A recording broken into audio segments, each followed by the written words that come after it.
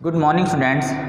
Last lecture में अपने physical properties को कंप्लीट किया था और उसके बाद अपनों लास्ट लेक्चर में ही केमिकल प्रॉपर्टीज स्टार्ट की थी और उसमें अपने जो केमिकल प्रॉपर्टीज़ में जितनी इक्वेशन अपनों ने करनी है उसके लिए अब आप लोगों ने एक चार्ट बनाया था। तो अभी अपने स्टार्ट करते हैं सबसे फर्स्ट टाइप की reaction due to the ethyl group. तो अब अपने जो रिएक्शन पढ़ रहे हैं वो सिर्फ डाई एथिल ईथर की अपनों को डिस्कस करनी है, बाकी कोई भी रिएक्शन अपने नहीं, मतलब जो ईथर का और कोई भी कंपाउंड अपने यूज नहीं करेंगे। फर्स्ट रिएक्शन स्टार्ट करते हैं और उसमें ये था हैलोजनेशन रिएक्शन, हैलोजनीकरण। तो हैलोजनेशन रिएक्शन जो भी है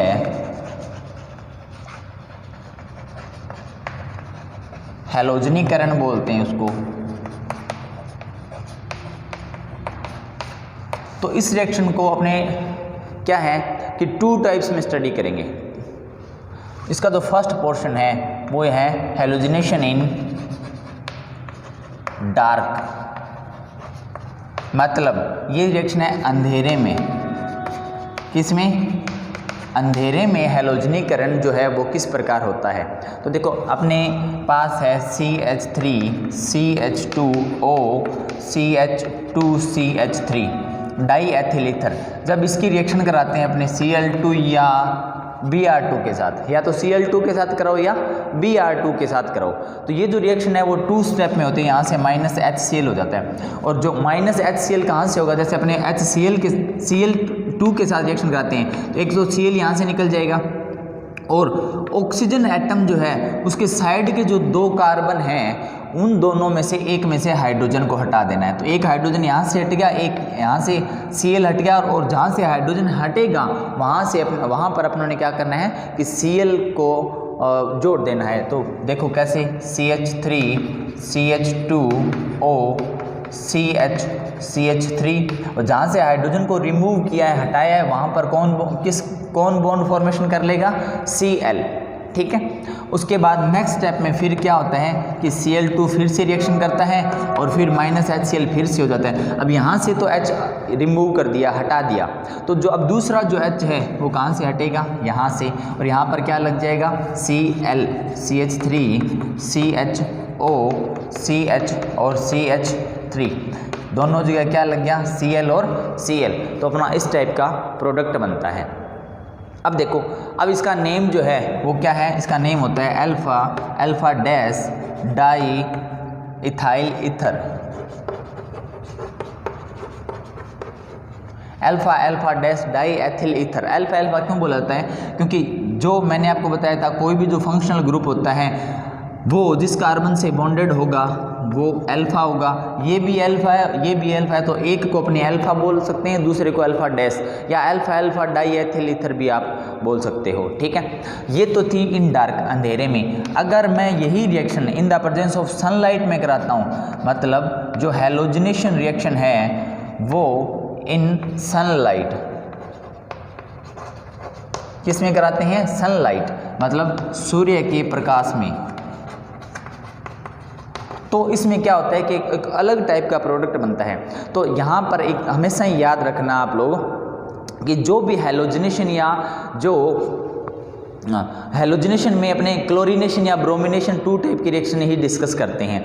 तो अगर क्लोरीनेशन या ब्रोमिनेशन रिएक्शन अगर अपने इन द प्रेजेंस ऑफ सनलाइट, मतलब अपने सूर्य के प्रकाश की उपस्थिति में करा रहे हैं, तो यहाँ पर हमेशा एक ही टाइप की रिएक्शन होती है और जो अपने रिएक्टेंट लेते हैं, अभिकारक लेते हैं, उसमें जितने हाइड्रोजन होते हैं वो सारे के सारे हाइड्रोजन तो हटा देंगे और उन सब हाइड्रोजन की जगह अपने क्या अपने ऐड कर सकते हैं। या अगर ब्रोमीन के साथ कराएंगे तो Br ऐड कर देंगे और अगर Cl के साथ कराएंगे तो क्या कर देंगे? Cl2 के साथ कराएंगे तो Cl ऐड कर देंगे। देखो क्या है, होता है CH3 CH2O CH2 CH3। ठीक है। इसकी रिएक्शन कराते हैं, अगर अपने कराते हैं Cl2 या Br2 के साथ, अपने Cl2 के साथ करा लेते हैं। किसके साथ करा लेते हैं? Cl2 के साथ। तो यहाँ पर देखो कितने हाइड्रोजन है, 3 2 5 7 और 3 10 हाइड्रोजन, है ना। तो अब आपको ये पता होना चाहिए कि 10 के 10 हाइड्रोजन यहाँ से रिमूव होंगे, उसकी जगह कौन आएंगे, Cl आएंगे, और जो हाइड्रोजन यहाँ से निकलेंगे वो किस फॉर्म में, किसके साथ नया जो प्रोडक्ट है वो बना लेंगे, HCl बना लेंगे। मतलब अपने को यहाँ से HCl तो क्या हो जाएगा, रिमूव हो जाएगा। और कितने होंगे, अब ये ध्यान रखना है, 3 5 7 और 3 10 हाइड्रोजन निकलेंगे। मतलब 10 हाइड्रोजन जब यहाँ से रिमूव होंगे तो इसको 10 ही क्लोरीन चाहिए। तो 10 क्लोरीन तो इस हाइड्रोजन को चाहिए, मतलब यहाँ पर अपने को चाहिए, ठीक है। और जब यहाँ से 10 हाइड्रोजन रिमूव हुए हैं, उसी जगह पर जो क्लोरीन है वो आ जाएंगे। तब मेरे को यहाँ पर 10, मतलब यहाँ पर अपने को टोटल कितने क्लोरीन चाहिए, अपने को टोटल 20 क्लोरीन यूज करने हैं। कैसे करने हैं देख लो, CCl3 CCl2O CCl2 CCl3। तो देखो यहाँ पर जितने भी हाइड्रोजन थे, CH3 की जगह क्या आ गया, CCl3, CH2 की जगह क्या आ गया, CCl2, CH2 की जगह यहाँ फिर वापस क्या बनाया अपनों Cl2, और CH जो 3 होता है उसकी जगह वापस अपनों ने क्या बना लिया, Cl3। और यहाँ से कितने हाइड्रोजन, 10 हाइड्रोजन रिमूव हुए, किसकी फॉर्म में, किसकी अवस्था में, HCl की अवस्था में।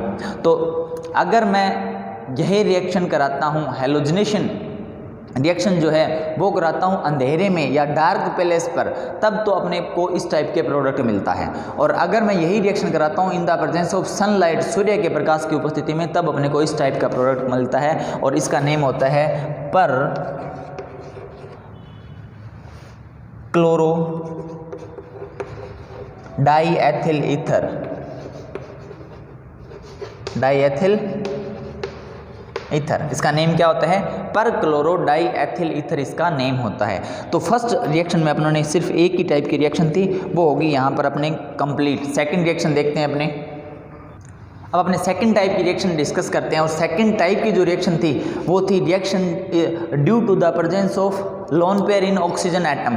मतलब ऑक्सीजन परमाणु पर उपस्थित एकांकी इलेक्ट्रॉन युग्म के कारण अभिक्रियाएं थी, वो उसमें अपने 2 रिएक्शन स्टडी करेंगे। फर्स्ट रिएक्शन है formation of peroxide, formation of peroxide, peroxide का निर्माण। किसका निर्माण करेंगे, पेरोक्साइड का। तो देखो कैसे होता है, C2H5 ऑक्सीजन जो एटम है उसके ऊपर 2 लोन पेयर प्रेजेंट होते हैं। और वापस क्या लगा है यहाँ पर अपने पास C2H5। अगर मैं इसकी रिएक्शन O2 या O3 की प्रेजेंस में कराता हूँ, ऑक्सीजन या ओजोन की प्रेजेंस में ये रिएक्शन कराता हूँ, तब क्या होता है कि यहाँ पर C2H5O और C2H5, तो ये जो लोन पेयर है, ये वाला जो लोन पेयर है वो किसी एक ऑक्सीजन एटम के साथ बॉन्ड फॉर्मेशन करेगा। और ये जो बॉन्ड है ये है कोऑर्डिनेशन बॉन्ड। कौन सा बॉन्ड है, कोऑर्डिनेशन, मतलब उपसहसंयोजक बंध, उपसहसंयोजक बंध है ये कोऑर्डिनेशन बॉन्ड। अब ये जो प्रोडक्ट बना है ये है peroxide, peroxide of diethyl ether, मतलब डाईएथिल ईथर का पेरोक्साइड है। अब ये प्रोडक्ट तो बन गया, सिंपल सा, बहुत ही सिंपल रिएक्शन। अब आपको ये पता होना चाहिए कि जो पेरोक्साइड होते हैं वो क्या होते हैं। देखो ये मैंने एक एग्जांपल नोट किया, H2O, हाइड्रोजन ऑक्साइड बोलते हैं इसको। क्या बोलते हैं, हाइड्रोजन ऑक्साइड। अगर ये जो अपना मॉलिक्यूल है, ये जो अणु है, इसमें अगर मैं एक ऑक्सीजन एक्स्ट्रा कर देता हूँ, कितनी ऑक्सीजन, H2O2, यहाँ पर ये जो मेन प्रोडक्ट था, या जो मेन प्रोडक्ट नहीं बोलेंगे अपने, यूज करेंगे मेन जो मॉलिक्यूल था, मेन अणु था, उसमें कितने ऑक्सीजन है प्रेजेंट हैं, एक। अगर मैं इससे एक एक्स्ट्रा ऑक्सीजन इसी में ऐड कर देता हूँ, ये बन जाता है पेरोक्साइड। अब ये क्या बन गया, हाइड्रोजन पेरोक्साइड। किसी भी ऐसा कोई भी कंपाउंड आप ले सकते हो जिसमें ऑक्सीजन प्रेजेंट है, ऑलरेडी पहले से ऑक्सीजन उपस्थित हैं, और उसमें आप क्या करोगे, एक ऑक्सीजन को एक्स्ट्रा कर दोगे तो वो पेरोक्साइड बन जाएगा। ठीक है, तो देखो CH3COOH एसिटिक एसिड होता है ये। अगर मैं इसको ऐसे बना लूँ CH3COO और H, तो ये पर एसिड क्या बन जाएगा, एसिटिक एसिड का पर ऑक्साइड बन जाएगा। ठीक है, तो ऐसा कोई भी कंपाउंड ले सकते हो। जैसे यहाँ पर अगर अपने बात करते हैं ईथर जो था, डाई एथिल ईथर, इसमें कितने ऑक्सीजन थे 1, और जब ये प्रोडक्ट बना तो इसमें कितने ऑक्सीजन हो गए 2। मतलब जो मेन जो भी कंपाउंड होता है, यौगिक होता है, उसमें अगर अपने एक ऑक्सीजन एक्स्ट्रा कर देते हैं तो वो जो प्रोडक्ट बनता है वो क्या होता है, पर ऑक्साइड होता है। ठीक है, ये इसकी फर्स्ट रिएक्शन होगी कंप्लीट। सेकंड रिएक्शन अपने देखते हैं, तो फर्स्ट रिएक्शन होगी यहाँ पर कंप्लीट। अपने सेकंड रिएक्शन देखते हैं, और वो सेकंड रिएक्शन है formation of oxonium salt. Formation of oxonium salt, oxonium लवण का निर्माण।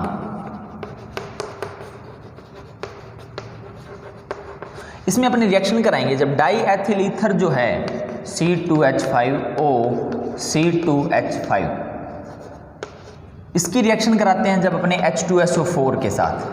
किसके साथ कराते हैं, H2SO4 के साथ। जब मैं इसकी रिएक्शन कराता हूं तो यहां पर मेरे को जो प्रोडक्ट होता है वो ये मिलता है C2H5HSO4, एथिल हाइड्रोजन सल्फेट। क्या बोलते हैं इसको, एथिल हाइड्रोजन सल्फेट बोलते हैं। ठीक है, तो आपने ये जो रिएक्शन है उसमें एक बार आप लोग ये सिर्फ एक ही रिएक्शन स्टडी करोगे। आपके बुक में अगर देखोगे तो उसमें 2-3 रिएक्शन और दी हुई है, वो एक बार मत करना आप लोग। ठीक है, और उसको स्किप कर दो।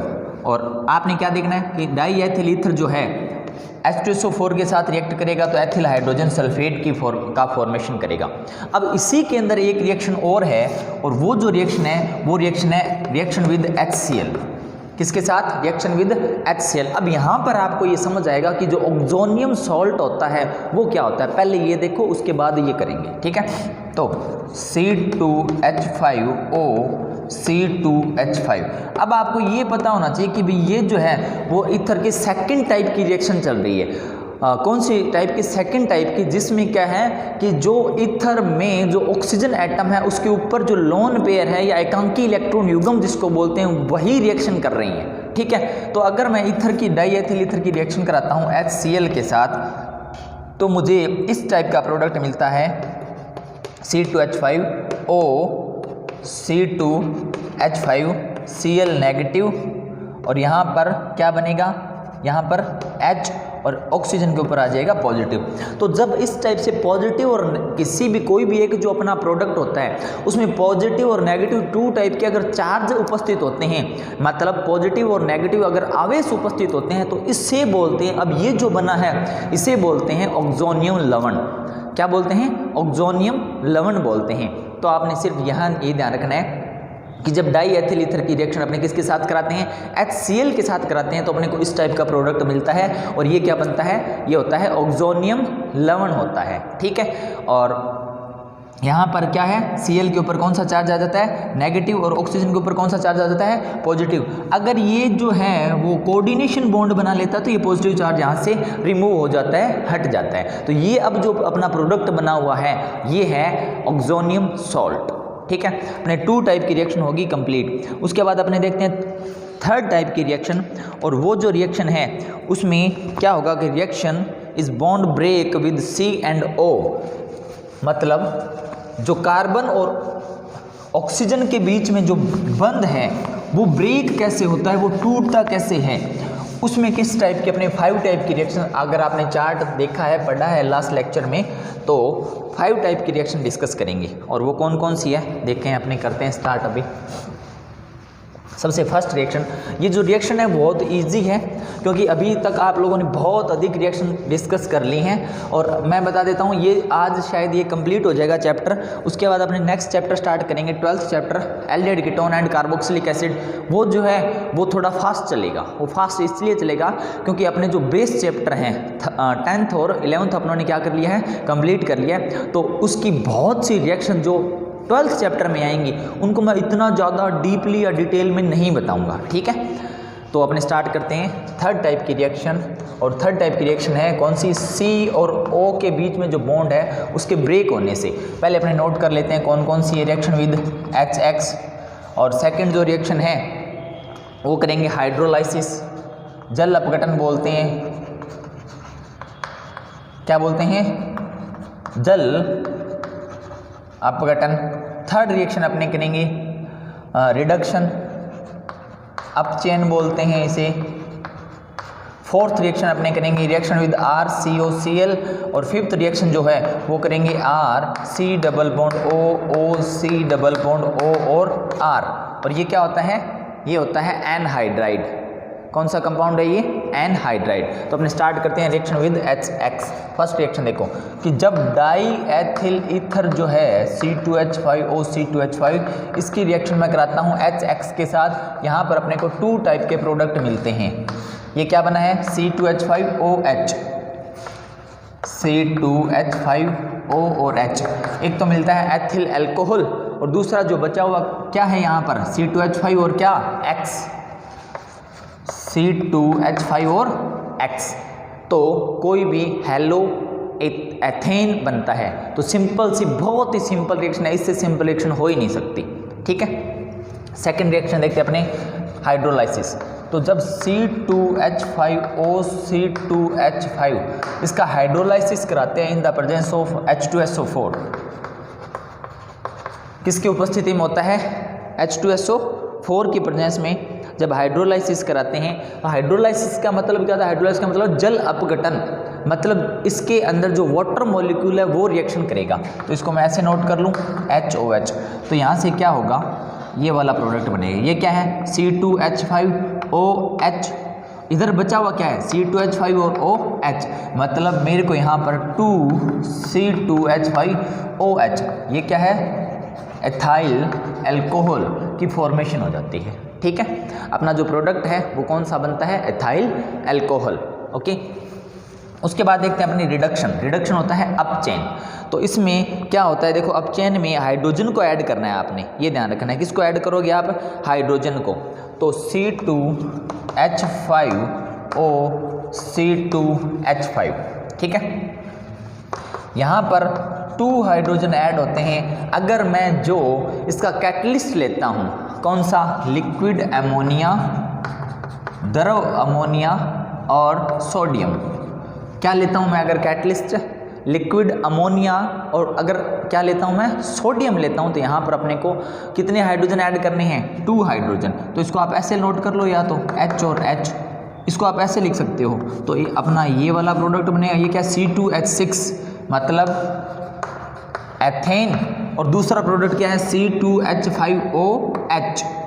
देखो C2H5O और H, ये बचा हुआ जो है ये इसके साथ C2H5OH एथिल अल्कोहल, और क्या बनता है, एथेन बनता है। बहुत ही सिंपल रिएक्शन है। उसके बाद अपने देखते हैं next reaction, reaction with RCOCl। जब मैं एथिल अल्कोहल की रिएक्शन, डाई एथिल ईथर की रिएक्शन कराता हूँ, यहाँ पर नोट कर रहा हूँ मैं RCOCl के साथ। किसके साथ कराता हूँ, RCOCl के साथ। तो यहाँ से ये अलग हो जाता है, ये क्या है, C2H5Cl, और इधर क्या बचा हुआ है, RCOOC2H5। दूसरा प्रोडक्ट क्या है जो बचा हुआ है, उसको ऐसे कैसे बना दो, RCOOC2H5, मतलब ये ऐसे है RCOOR, और ये क्या होता है, एस्टर होता है। ठीक है। और इस R की जगह अपने यहाँ पर आएगा C2H5। क्यों, क्योंकि अपने रिएक्शन जो करा रहे हैं वो ROR की न करा के अपनी रिएक्शन करा रहे हैं C2H5O C2H5 की। ठीक है। और इसकी लास्ट रिएक्शन अपने डिस्कस करते हैं, रिएक्शन विद, ये है एनहाइड्राइड।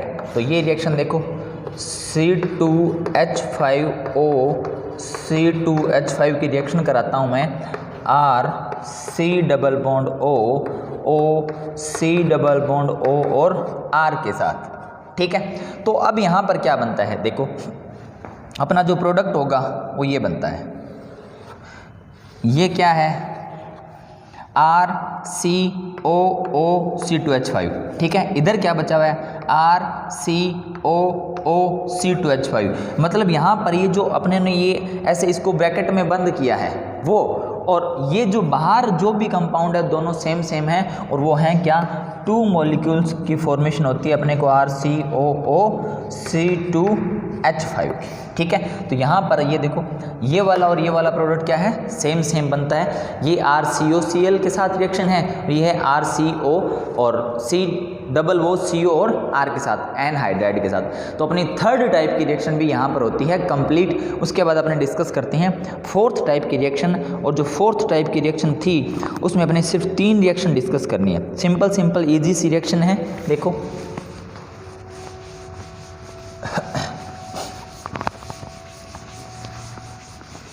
इसमें अपने एक रिएक्शन देखेंगे, डिहाइड्रेशन रिएक्शन। डिहाइड्रेशन क्या है, होता है निर्जलीकरण। क्या होता है, निर्जलीकरण। और जो सेकंड रिएक्शन देखेंगे वो देखेंगे रिएक्शन फोर्थ टाइप की रिएक्शन है अदर रिएक्शन जो थी, अन्य रिएक्शन। उसमें फर्स्ट रिएक्शन देखेंगे अपने डिहाइड्रेशन, निर्जलीकरण बोलते हैं इसे। और सेकंड जो रिएक्शन है वो देखेंगे अपने रिएक्शन विद CO। और थर्ड रिएक्शन देखेंगे कंबशन। कंबशन का मतलब क्या होता है, दहन अभिक्रिया। ओके, तो देखो डिहाइड्रेशन रिएक्शन क्या करेंगे अपने C2H5O C2H5। अब डिहाइड्रेशन का मतलब क्या होता है आपको ये पता होना चाहिए। डिहाइड्रेशन जो होता है उसका मतलब होता है कि यहाँ से अगर मैं वाटर मॉलिक्यूल निकाल देता हूँ तो क्या बनता है। ठीक है, तो देखो Al2O3 की प्रेजेंस में 653 केल्विन तक हीट करना है। जहाँ भी डिहाइड्रेशन रिएक्शन होगी उसमें आपने ये ध्यान रखना है कि जब डिहाइड्रेशन कराते हैं तो वाटर मॉलिक्यूल क्या होता है, बाहर निकल जाता है। और कैसे निकालेंगे, देखो इसको मैं ऐसे नोट करता हूँ, CH3 CH2O CH2 और CH3 ऐसे बना लिया। तो अब क्या करेंगे अपने, इसको मैं ऐसे नोट कर लूँ और इजी करने के लिए। यहाँ पे क्या लगा दूँ, H, और यहाँ पे क्या लगा दूँ, H। ठीक है, तो देखो क्या करेंगे अपने, सॉरी इसको नहीं निकालेंगे, इसको निकालें। यहाँ पर CH2H, यहाँ पर CH2 और H। तो एक हाइड्रोजन, दूसरा हाइड्रोजन और एक ऑक्सीजन। तो यहाँ से एक H2O अलग हो गया, क्या वाटर मॉलिक्यूल था वो हट गया, मतलब निर्जलीकरण का प्रोसेस कंप्लीट हो गया। इसका निर्जलीकरण का मतलब कि डिहाइड्रेशन हो गया। अब अपना बचा हुआ जो प्रोडक्ट है वो क्या है, देखो CH2 CH2 और CH2 तो देखो ये क्या है, यहाँ पर है CH2 डबल बॉन्ड CH2 और कितनी बार है, 2 टाइम। मतलब क्या मिलता है अपने को, एथेन।